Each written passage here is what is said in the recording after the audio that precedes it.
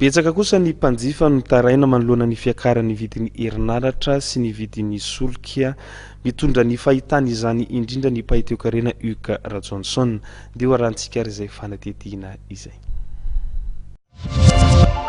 Raha toa ka tia azo hidivirana ny fiakaran'ny vidin'ny herinaratra sy ny fiakaran'ny vidin'ny solika dia anjaran'ny fanjakana no mitinjo ny fahefa-mividin'ny vahoaka raha ny fanamariana nety ny mpaiteokarena Hugues Rajohnson.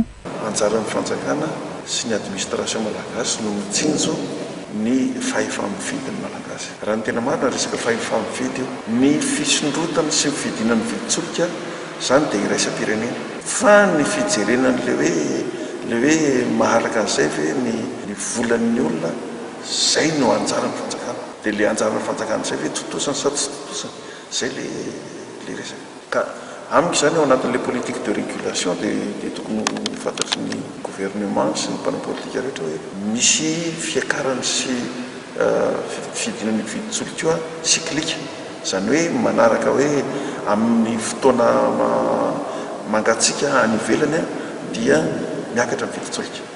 Dia amin'io zany tokony efa misy politika matipaika, politika matipaika tonga hatreny atsika any Europa sy any États-Unis midika an'izany zany be dia be ny tinady eo amin'ny tsena iraisam-pirenena, hiakatra zany ny vidiny io.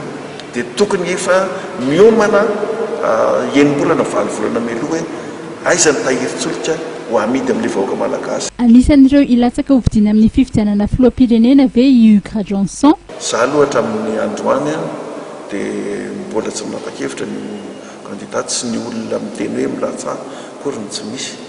Fa za koa efa nandray afatra za nandray aman-drenina any Vohipeno miteny hoe aza manao. Dia za zany makatoa nindray aman-drenika dia tsy manao an'ilay izy. Ho ito ny fivoaran'ny toendra raha-pirenena araky ny nambara.